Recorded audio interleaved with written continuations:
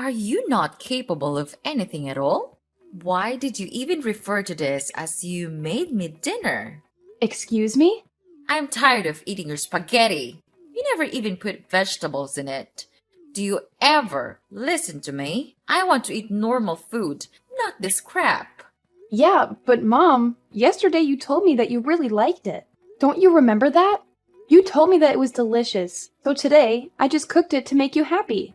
Why have you never acknowledged my effort? What are you even talking about? So now I'm the villain? You mean that it's me who has made the family's dinner such a terrible mess? People's preferences change every single minute. You have to know that. So it's important for you to understand and change the meal each day to provide enough energy for this whole family. More than that, every single month, I even offer you a food allowance of $2,000 so that we may eat well and don't have to worry about food. But look at what you've done with it. You made spaghetti. How ridiculous was that? I'm sorry, Mom. It's just that I thought you liked spaghetti, so I just wanted to make you happy again this time. I didn't think it would come to this, but Mom, I'll make sure this thing will never happen again. Are you kidding me? It's your job as a daughter-in-law to figure it out with the budget I have give you. And well, being a housewife in this wealthy family is the easiest thing ever. You just have to do some tiny chores, make the meals, and that's it. But you can't even do that properly. Even cooking a little meal seems challenging to you. You don't even have to work like Chris. So just tell me, what on earth could you at least do in this house? Or you would prefer to sleep every day and speak against my words instead, you parasite? I can't believe you're even saying this, Mom. What? I let my son marry you to make our life easier, not harder. You're a complete failure as a daughter-in-law and a wife. You can't budget. You don't listen. Our dinners are garbage. I've been telling you, I want to go to work. I never told you I wanted to be a stay-at-home mom. You really never listen to me, do you? Whatever I say just goes through one ear and out the other. There's no chance you're going to work. I've always said a daughter-in-law's place is in the house taking care of the family. That's your job. I'm not letting you go work and abandon your household responsibilities. I mean, what it's going to look like to everyone. It's going to make me look bad. People talk. You know, what makes you become so obsessed with working like that? You want to get rid of the chores. Get rid of me? So your work is just a disguise to cover your scheme, isn't it? You're worried about that? Who cares what it looks like? And what do you mean I want to get away with the chores? I have been suffering life like this ever since I came to this family. And I tried like crazy without complaining to satisfy your needs. And now, when I want to earn my own money without depending on you, you say that I'm lazy? What kind of mother-in-law are you? You are beyond ungrateful. I can't believe you're complaining about your mother-in-law, Susie, being lazy at home, then forcing me to let you go work so that you can escape from doing the household chores. You're a disgrace. I knew it from the very first time when my son asked me to marry you. Is that your real purpose of entering this house, right? To have all of our property and gain a prosperous place in my son's company? Of course not, Mom. I'm grateful that you are providing a good life for me. I'm also not complaining about you, but I just want to gain your recognition. Don't you think that I am doing the best of my effort to make you accept me? I just want you to reconsider it again and change your opinion about me. I don't deserve to be treated this way. So instead of scolding me and insulting me, could you please be gentle to me just a little bit? Gentle? Oh, so now you're saying that I'm brutal to you, right? Or you're implying that I'm an abuser? What are you talking about? You're being unreasonable about this. I'll never have such thoughts about you. You can't judge me based on your prejudice. It's not fair. Uh-huh. Why not? Because you come from a poor family. You live a poor life, so all you want to do is to get as much money as you can to earn your stupid living. Oh, I got it now. Each month, you just cut short a little bit of the food allowance I gave you. And then after a long time, you could eventually save a huge fortune to get away from this family. Is that the intelligent scheme that you're having in mind? Well, you're too easy to guess, young lady. What? Are you kidding me? Are you really thinking about me that way? Then I have no words to say to you. It's your son who begged you to accept me. I have no interest in your property. And what have you just talked about? You mean I'm trying to steal your money? That's the most ridiculous thing I've ever heard. If I planned to dig from your family, I would never swallow my pride to suffer all of your criticism that you pour on my face. I can't believe it. After years of working, this is all I get? Shut up! I can't take any more of your dumb whining and complaining. It's all dumb whining and complaining. It's all I ever hear. Day in and day out. Who are you calling dumb? I'm talking about you. Who's not listening now? You're a daughter-in-law and you can't even take care of the house properly. If this were a company, I would have fired you a long time ago. You can't survive without my help or salary because you're dumb and lazy. All you ever think of me was chatting and sitting lazily all day. I can't take this anymore. You don't have the right to insult me. You have some nerve calling me dumb and lazy. Of course. You're just a stupid freeloader in this house. I have full right to order you around. But if you want me to stop calling you that, then learn something from me. Stop being so lazy and just shut up and be a good daughter-in-law and a good wife too. My son suffered enough. Otherwise, I'll resort to any way to make your life a nightmare. And then you'll have no choice but to leave this house because I have no use for anyone like that. Especially my daughter-in-law. Got it?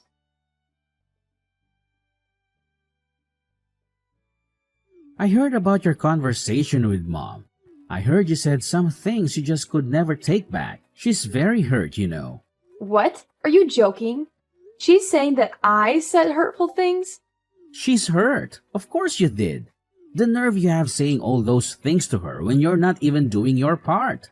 I heard you called her an abuser. How could you talk to your mother-in-law like that? She's your mother-in-law and she's my mom. Well, yeah, I did tell her that, but not in those exact words. She's bending my words so that you would misunderstand me. What? How dare you say that about my mom? Do you mean she's lying?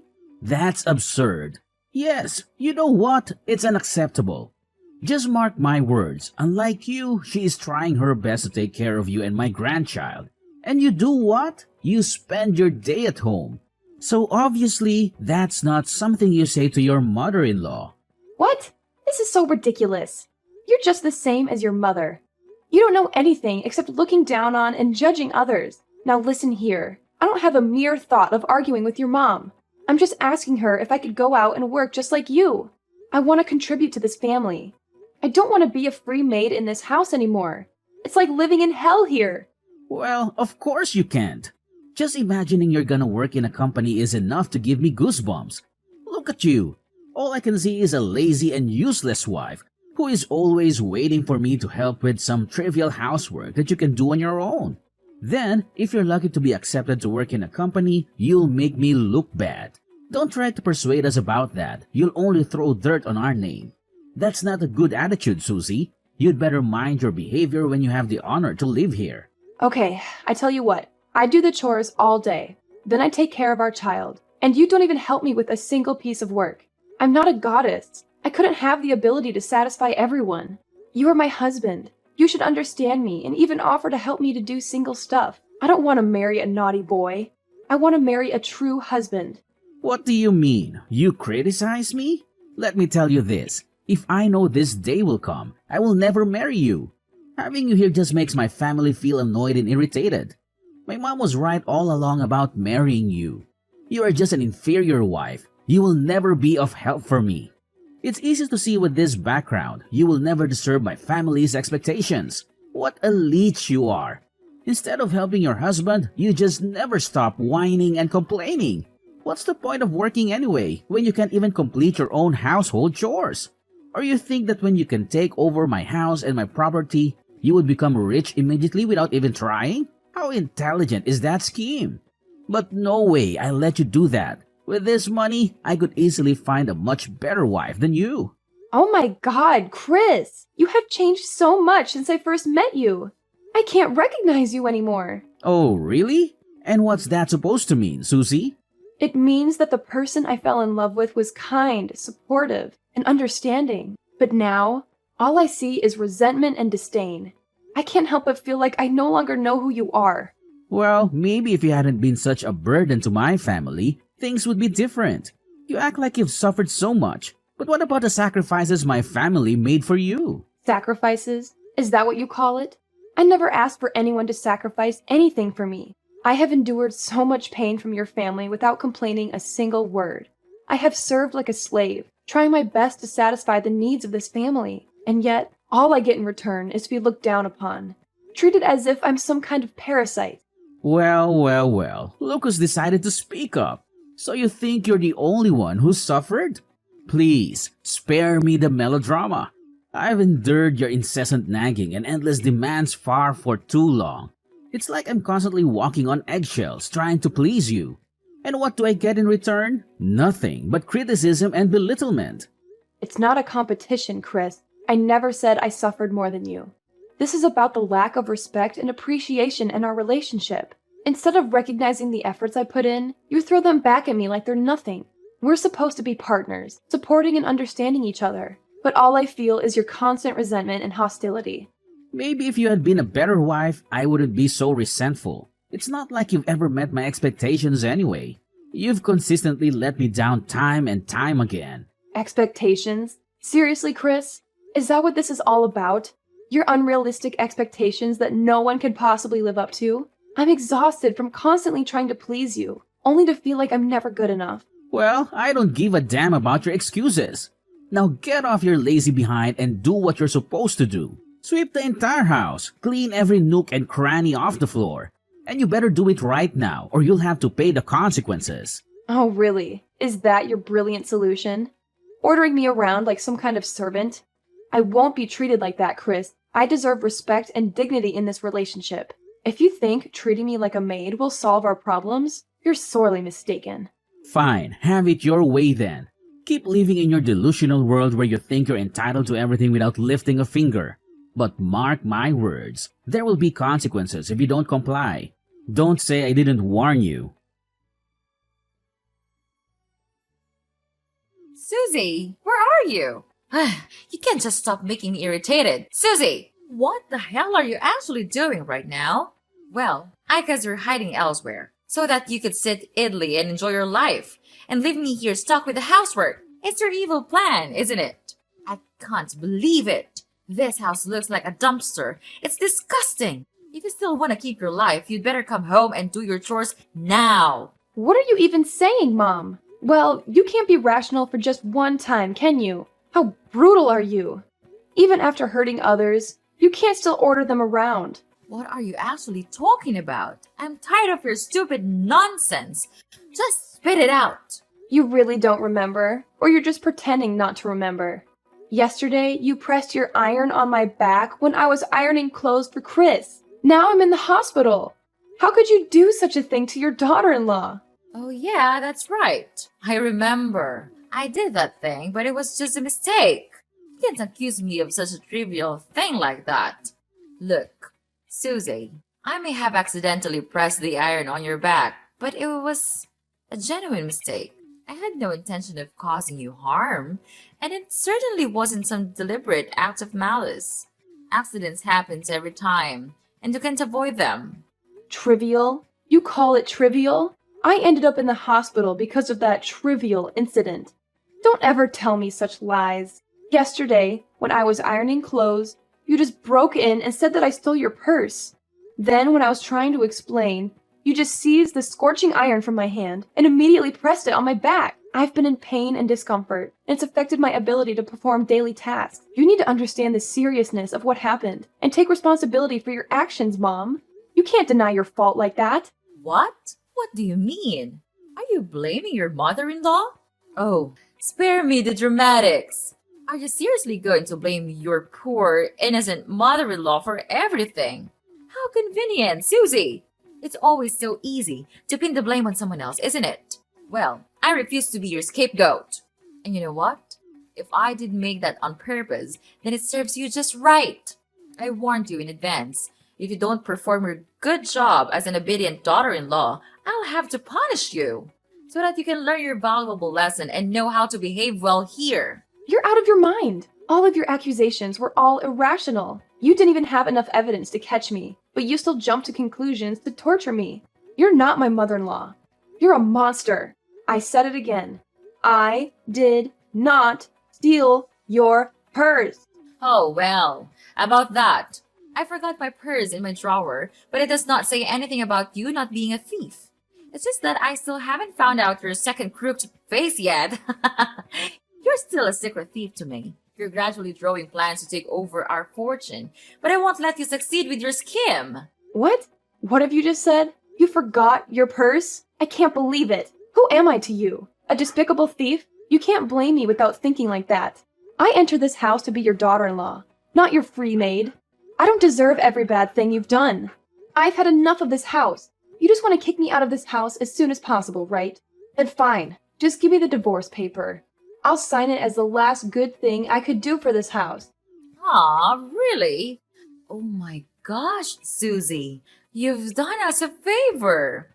That's good news you understand how your husband and I feel all this time. We've discussed this already and came up with a divorce petition a couple of days ago, waiting for you to sign your name.